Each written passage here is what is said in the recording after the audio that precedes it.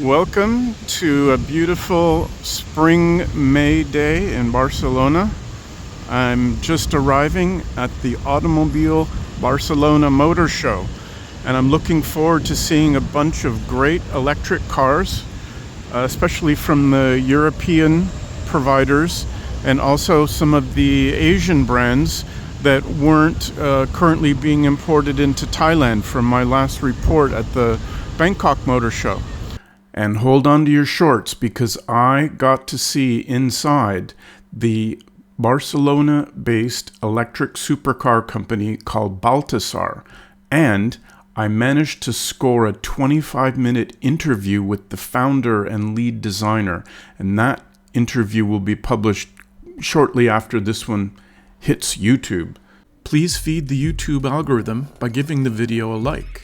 If you want to see more like this, click subscribe and ring the bell to be notified of new videos. If you want to chip in on my expenses, I now have Patreon and YouTube memberships.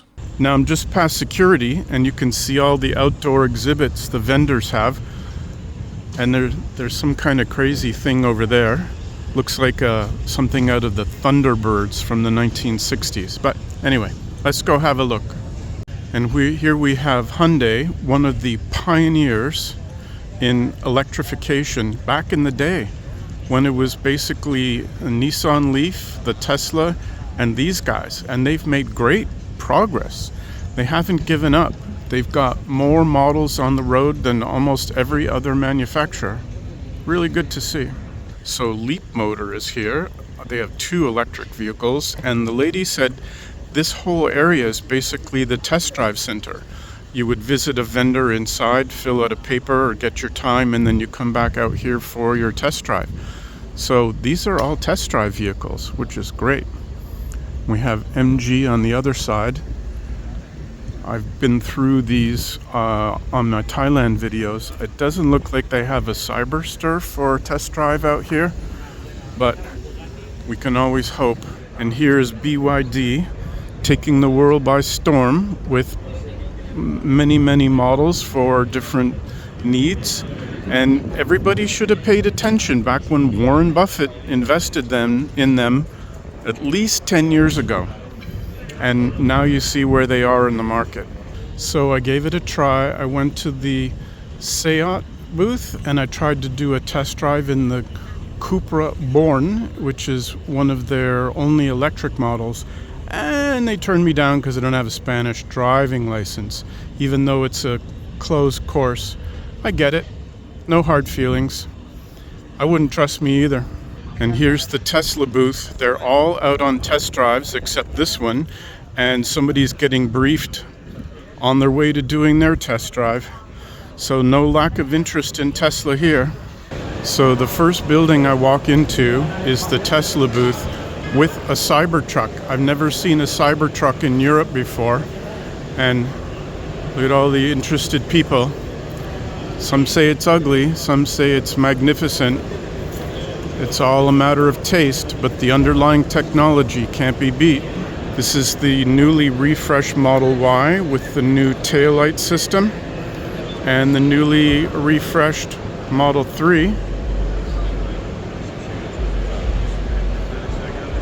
Tesla basically has 3 entire models that have been refreshed within the last year. People are complaining they're not moving fast enough. I challenge you to find an auto company that moves any faster. At the Renault booth, amongst all their other cars, they have this, which is an electric version of the Renault 5, essentially rally car. They're talking about building a very limited number of these, and we'll see. Retro 70s styling with electric power. Could be fun. And the electric Mégane, I don't know how that sounds in French. And this is the skateboard and motor and battery technology that underlies that. Everybody's moving to a skateboard with the battery at the bottom. Single motor in the front. And here we are at Mobilize with a cute little city car. It's got about the same range as my 914 at 160 kilometers. but it only costs 12,000 euros. Throw in an extra 1,000 if you want air conditioning. But this is a great little city car. Gives you everything you could hope for. So this is a Catalunya booth sponsoring local technology, and they have this really sweet electric motorbike. There are no specs, but it looks back to the cafe racer style. Pretty nice. And here's Leap Motor that we saw outside. The cute little city car, 11,500 euros, and the bigger SUV, 26,000. It's good to see them here. And here we are in the Nissan booth, and the Aria is stuck in the corner, and they don't even have a Leaf. The guy I just talked to said that there's a new Leaf coming in a few months. I don't know why they're resurrecting that when they have the Aria. Do they want something below the Aria? No clue. The other electric car they've got here is from the Formula E racing team. Nissan E-Dams, I think they used to be called. Maybe it's not E-Dams anymore, but probably the fastest electric car in the whole place. And here's the Hyundai booth. A sea of electric cars as far as the eye can see. These guys they've been strong, and they're just getting stronger. New models, longer range, getting a little on the big side for my taste with I think it's called the number 9. The thing is a battle tank, but people are buying them because the technology is really great, the prices are good, and the range and the features are all great. Now if we pop over to the other side, there's this company called Link & Company, and I never heard of them until I saw one at the parking lot of the Tesla Berlin factory, believe it or not. And they're very quiet in the market, and so I'm going to go over and see what I can find out. Okay, from this very helpful lady, she told me this is their only pure electric. It goes for between like 14 and 22,000 euros based on what you need. And Link & Company is essentially headquartered in Sweden, but it's part of the Geely and Volvo group. So it's designed in Sweden and built in China. And I asked her about the name, Link & Company. It's an unusual name, and she said, they just made it up. So there's no particular reasoning behind it. All right, I am at the Baltasar booth. You never heard of these people. They've been in stealth mode designing an electric supercar, and this is the next version of it, called the Revolt R for racing. Let me zoom in on this. This is the basic model of the normal Revolt, but they add an aerodynamics package with a front air dam, back spoiler that tilts up and down with like drag reduction system in Formula One, carbon fiber racing seat, and this is a racing car only. That's the battery pack apparently, and I've scheduled an interview with the CEO, Mr. Baltasar Lopez, for tomorrow, and we'll see much more details on the car. I'm really looking forward to it. Well, this turns out to be a racing simulator from the Mercedes Formula One team of the Sakir circuit in Bahrain from last year. So I just paid my 10 euros and I'm gonna have a go. Wish me luck.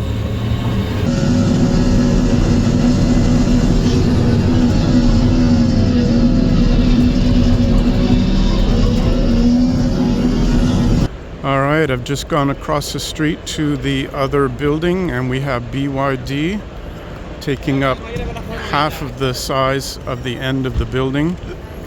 All of their EV models, Seal, Atto, Dolphin, Sea Lion. Great to see. Okay, I'm in the Ford booth, and they've got the Mach-E in a pretty sweet metallic green with some Go Fast stripes on it. I'm surprised that the Mach-E is selling as well as it has. I thought it'd be a flash in the pan. The gas car people would hate it because it had the Mustang name. but it seems to be selling well, and that's good. And then down at the other end, they have the Puma, the yellow one. Let's go down there. And down at this end, we've got the Puma Gen E. There's no sign with the specifications other than it's electric. And I believe this is European only. They have no plans to import this into North America. Kind of says it all about Ford's strategy. Build a car and then, don't sell it. And we're in the MG booth, and I found the Cybertruck. Spec sheet there. Single motor, dual motors, but no price. I think it's about 75,000 euros. That was the price in Thailand, converted anyway. But that is one beautiful machine. A little bit underpowered from what I've read, but that's okay. I don't need supercar performance in something that looks that good.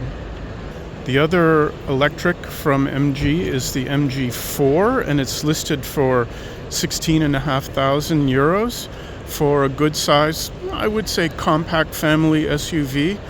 And then I'm looking over here, and I see one I've never heard of before called the S5 EV.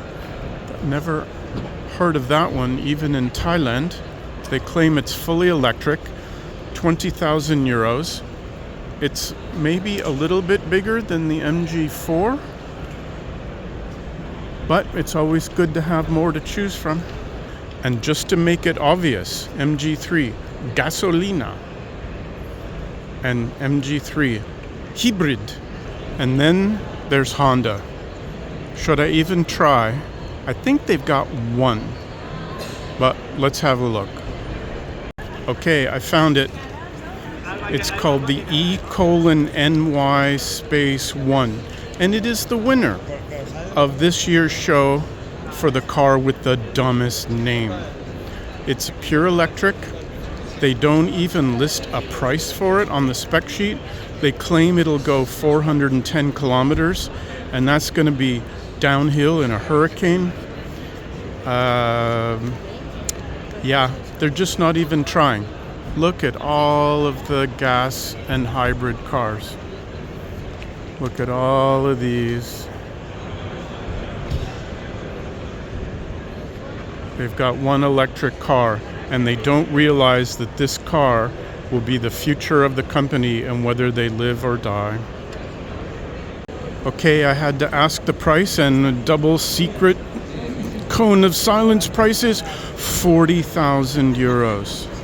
Grossly overpriced, double what the market will bear for this size of car and the power and the range. That's too bad. Nice to know you, Honda.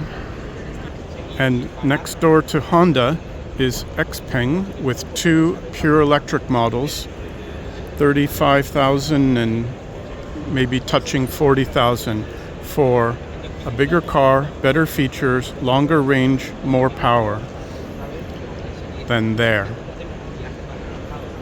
I told you 10 years ago, I told you the Chinese cars were the only competition for Tesla for the future. Next up is Tiger, a brand I've never heard of, and I misread the sign. I thought it said Tigger, like Winnie the Pooh, T-I-G-G-R. But no, it's Tiger, and they've got quite a few on display. I have to check the models out and see about their electric offerings. So the very nice Tigger lady explained that the cars are designed in Italy, built in China, shipped across, and then final assembly in Europe, so they actually qualify as European cars and avoid the different things that come into play. And this guy right here, the Tigger 9, is a minivan, and today it wins the award for the biggest, ugliest grille of any car I've seen. And it is a true minivan with a sliding back door. And they all have a 1.5 liter turbo gas engine, so they do not offer an electric car.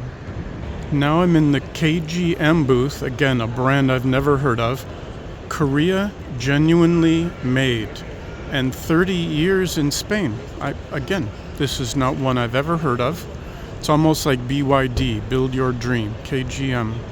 And the only electric one they have on display is this one, a Torres EVX, and it lists for about 24,000 euros, and it's a fairly good size SUV.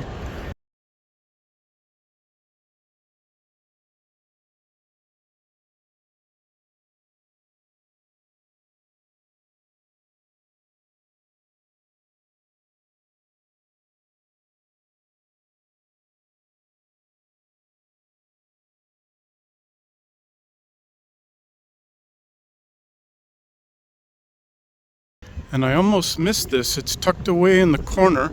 This is the Silence electric motorbike. And these are part of the rideshare system in the city of Barcelona. And you can get their app, and you can book one, and you can drive it, although there are very specific pickup and drop-off points. The other cool thing is the battery has a handle, and it comes out with wheels, and you can literally wheel the battery away, charge it, bring it back, and stick it in if you happen to own one. And this is how they do the battery swapping overnight. They have trucks that drive around the city swapping out the batteries on the bikes that they know have a low charge from the telemetry that's constantly going. So that's good to see them here, and maybe giving test drives. And they also make this little two-seater electric city car that I think uses the same battery packs as the scooters. All right, that's going to wrap it up for the Barcelona Motor Show from the National Art Museum of Catalonia, down the hill with all of the Fira buildings, the convention buildings, to the former bull ring, which is now a shopping center. Thanks, the bulls say. Anyway, so we'll wrap up here. Take care and see you in the next one. Before we wrap up, I'd like to thank my Patreons and YouTube members, Peter Bouvier, Puppy, and Craig, for their ongoing support. I see that a whopping 96% of my viewers are not subscribers. So please go ahead and click that subscribe button because it really helps out the YouTube algorithm. Thanks and take care, and I'll see you in the next video.